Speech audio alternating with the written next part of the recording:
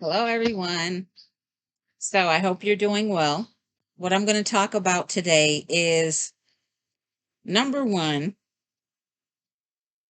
people that existed before Adam and Eve. And one of those actually would be Job. So the book of Job was actually recorded and written before the time of Adam and Eve. Hence, the topics and things that took place in the book of Job. So, for instance, Job chapter 1 and verse 4. They were literally celebrating birthdays or their special days. And those are mentioned several times throughout the book of Job. Also, once again, I said the first people were people who were dark complexion, basically. So, actually, in Job chapter 6 and verse 12, he alludes to the bronze flesh. Okay. Also, Job chapter 9 and verse 9, there are references to astrology. Also, in verse 38, 31, and Job chapter 38 and verses 31 and 32, also referencing astrology. Okay.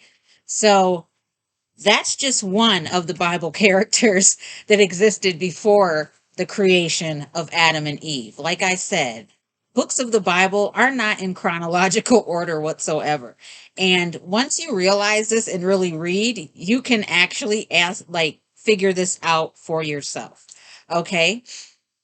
So now, as far as the 144,000, they are literally only directly mentioned twice in the Bible, and that's in Revelation 7, verse 4, and then like in Revelation chapter 14, 1 through 5. Now, they did exist from the very beginning. They were the first people, and I say people, and when I say people, don't think of them looking like humans, like you and me. Human does not equal people, okay? So I just want to make that clear. So,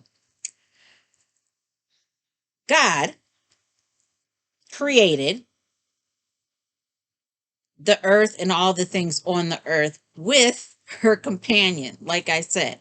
But remember, there were beings created before the earth was created that were in existence, okay? And there were other civilizations, galaxies, realms that had already been created and populated. So even when Mother and her companion were here in this realm creating the earth, which was here, it was already here. It just needed to actually be formed because it was void. It was just like a rock, basically. Okay. Um, so basically, her job when she split with her companion was to make this place inhabitable. Okay. For life. That's what she did. Now, the 144,000 have existed way before the earth was actually created. Their job was actually to go into these new galaxies, civilizations, and species and set up that civilization according to what the true God and the true Father would want, which is a civilization based on love. And they would be the prime examples of this, knowing what it is. So that would be the 144,000. Just going literally from place to place, planet to planet, setting up new civilizations and life to basically be able to eventually be self-sustaining, to rule themselves and actually live in this place of love. That's the whole purpose and the goal of them. Um, they are also referred to as the nation of Israel. Well, this wasn't always so, okay? This name that they got, as far as the nation of Israel, the 12 tribes of Israel, was because that nation that they became in what's mentioned in the Bible is basically the name Israel means God's fight, God's struggle, God's wrestle. So they became actual warriors for the true God. That became what they did once this rebellion started. Okay, so I mean, going back to the very start of Earth, as far as the 144,000, like I said, Mother and her companion created the Earth, made it habitable. There were animals and different life forms, food and everything. And this is what was different in this case, because the 144,000, which actually, they were one before they split into 144,000. One being. On Earth, it was going to be different, because what she was going to do was initiate or create the split. Before, they operated as one, masculine and feminine energies in one. So, Mother said, you know what? Let's create them in our image this time. Let's split them. Masculine and feminine, male and female, just like herself and her companion. Just like she initially did, although it wasn't a split, it was a creation, just like these androgynous, or I should say when they're one energy, had done in previous realms on previous planets. They could create, just like Mother, without splitting. But in this instance, she actually allowed them to split into masculine and feminine, just like she did with herself and her companion. I hope this is making sense. Why would this not really be a problem? Because the 144,000 understood at this time, before the rebellion and corruption and all these things took place, that they were one. They started as one. That was their origin. So they understood that there was no competition. They were to work together as one in harmony to create. And that is exactly what they did. So, what were they like? They were giants. They were large. They did not look like you and me in particular, but to some effect they did. They stood upright. They were androgynous in the way that there were no differences as far as initially being able to just look at them and tell masculine from feminine, which I had also mentioned in one of my very early videos. They did not have a stigma attached to them as far as what a masculine and a feminine should look like, because they are one and the same. Okay? So the only thing that differentiated the masculine from the feminine is the feminine still had the ability to birth life from her own body. However, the rest was very similar. The one that instituted the distinctions between masculine and feminine was the rebel himself later on. Okay?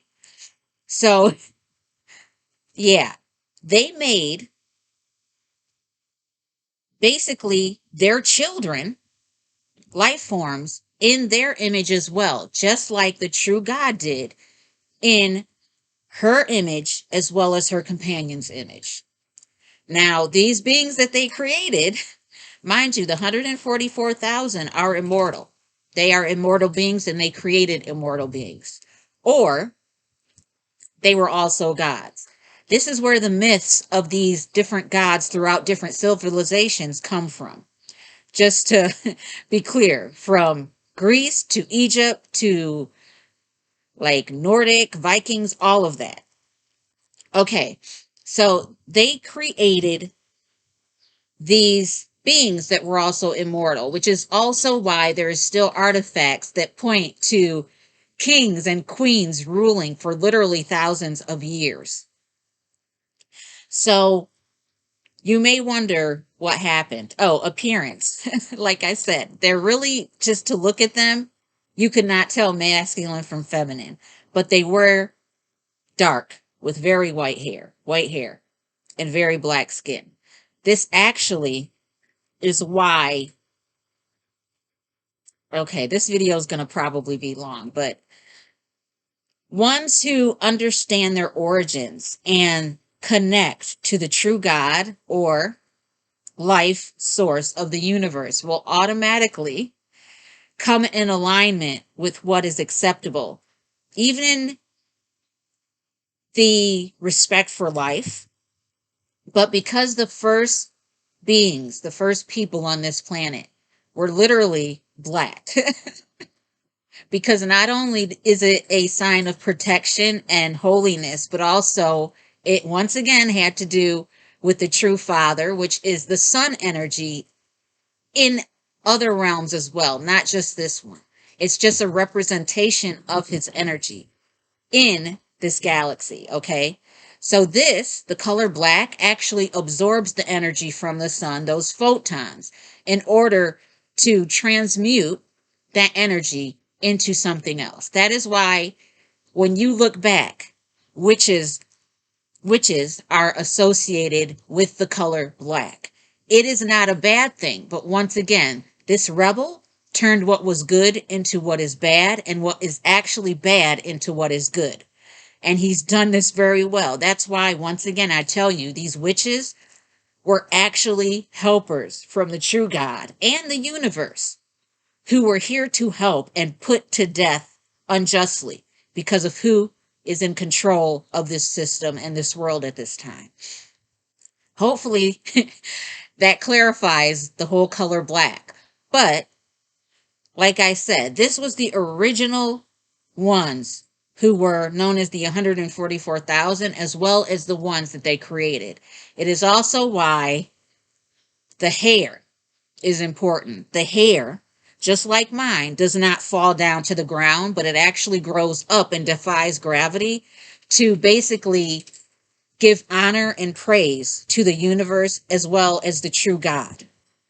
This is another reason why in the Bible, this rebel God wanted the hair, especially of women, to be covered, or men's hair, who actually it gave honor and glory to the true God and the true Father, to be shaved. So in men, the hair needed to be shaved, and in women, it needed to be covered. This was the origin of this. And not only did this rebel get these laws instituted, but even down to our day and time, the very beings that are a symbol of divinity and true gods and goddesses are the very ones who have been maligned, tortured, looked down upon in history. And this is not by accident. This is because the ones who are in power right now know their true roots and divinity.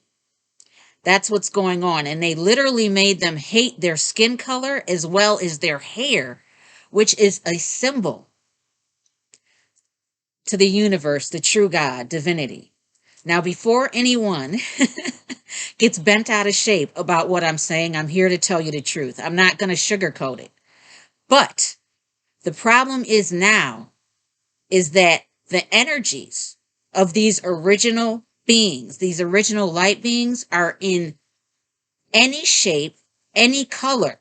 You cannot look at them by their skin color and their hair texture alone and tell that they are one of these 144,000, or the ones that the 144,000 created, the chosen ones, because the 144,000 and the chosen ones are not the same. Just want to say that as well. So this is also why in Matthew it says that the wheat has to grow along with the weeds until the harvest time, because now it doesn't matter what a person or a human looks like, they can actually be one of those original beings that were here to help basically create on this planet. Okay? So that's what I wanted to bring out. um, Basically, these ones, these 144,000 were literally loaned to the earth, which is why it says they would be redeemed from the earth or bought back from the earth, because they are a loan to this planet. They are loaned to help out.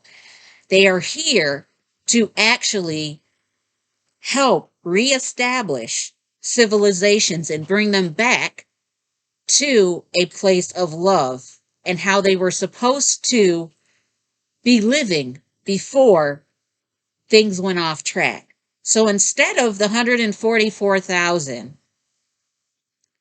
dying off and becoming fewer and fewer, what they actually do is become more plentiful. The number will rise, not fall. So I just want to bring that out as well. Traits of the 144,000, as well as chosen ones, because you can think of chosen ones as children of these divine angelic human beings. Okay. And once again, they were giants. I think in my next video, I will actually go in more to detail about these giants, because the book of Enoch actually says a lot about this. But once again, they made in the book of Enoch what was actually good, bad, and what was bad, good, etc., to mix up humans so the truth wouldn't get out. But yeah, the 144,000, you would obviously have a twin. You would have another part of yourself in existence. That is just what it is. That's part of it. A chosen one, this wouldn't be the case. But you would still have the core values and beliefs as one of the 144,000, even though you don't have a twin. Okay? So you would have that deep respect for life. You would have this longing to actually not eat animal products, not take these things into your body, not want to eat flesh, because you know that you, even when you don't know 100%, your core, your consciousness that may not be fully awake, realizes that you had a part in creating. And these beings, whether they're animals or humans, you would feel that deep connection to. And you could not conscientiously eat them. So you would have this longing to really, even if you've eaten meat, to make a change, to eat less meat, to go vegetarian, and then finally vegan. This is one of the signs that you're one of those 144,000 or a chosen one. You would also be drawn to things of the universe, stars, planets, the moon, the sun. You would be drawn to crystals, natural healing, energy, different things along this line. You would understand love, tolerance, compassion, empathy. Mind you, you would have to come out of the frying pot, so to speak, because literally when you come here, you are thrown into one of the worst environments that you can possibly be in to try and wake up and come online to your true self and spirituality. It's almost like you have an amnesia when you come here. But when the time is right, that inner soul or light being will want to burst through what has been placed upon you by this system. There is so much to say about so many things, and I'm trying my best. So I want you guys to be patient, but I'm also trying to decipher and determine what to say at the right times in order to not overwhelm and confuse people. Because to me, it's normal. But I realize to ones that have only been taught one doctrine, one way of life, it can be kind of overwhelming. Just know that I'm always coming from a place of love. I want you to do better, to know better. And as I told one of my viewers earlier, you can get out of organized religion or Babylon the Great. But if your mindset is still stuck on doctrines, you're still in Babylon the Great. And that's what I need you to know. You need to break free of a lot of the things that you were taught and really become like a baby, in essence, to be able to shed all that and be able to think for yourself. Because I don't even want you to take everything I say as, 100% if in your being you're not sure. The one thing I will push and I will tell you to do is to show love. Show love for yourself and for each other. Once you get that, you're automatically going to be on the right track to true spirituality and connecting with the true God and the universe. Period. So that's what I have to say for today. Yeah, this video was a little bit longer, but I did not feel that I could say what I wanted to in, one 5 or 10 minute video. Okay. Until next time, I love you all. I hope you're doing well. And once again, I send you my peace and my unconditional love. Take care.